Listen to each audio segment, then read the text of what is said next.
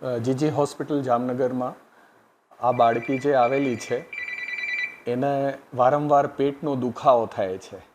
જેની અંદર આંતળા એકબીજા સાથે ચોંટી જતા હોય છે, જેના માટે એટલે કન્ઝર્વેટિવ લાઇન ઓફ મેનેજમેન્ટ કહેવામાં આવે છે, જેમાં બાટલા ચાલુ હોય, ભૂખ્યા રહેવું પડે અને એ ધીમે ધીમે દવાઓ, પીડા, દુખાવો એ બધું ચાલતા એ ધીમે ધીમે છૂટા પડે છે. આ દર્દીનું સોનોગ્રાફી બાબતમાં મુશ્કેલી પડેલ છે, જે મીડિયામાં નોંધવામાં આવ્યું છે. અત્યારે આપણા ત્યાં એ દિવસે જ્યારે ખબર પડતા કે આ એક એમરજન્સી કેસ છે, ત્યારે 7 બાળકો જે મહિનાની આજુબાજુ હતા એમનું સોનોગ્રાફી કરવામાં આવતું હતું અને આ બાળકનું કેમ કે આ એક એમરજન્સી પીડા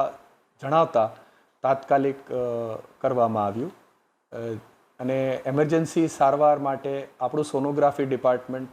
સજગ છે. જેમ ખબર પડે છે તરત જ સોનોગ્રાફી કરી આપે છે અને હાલમાં આપણા ત્યાં 4 મશીન કાર્યરત છે અને પોરબંદર, દ્વારકા, દેવભૂમિ,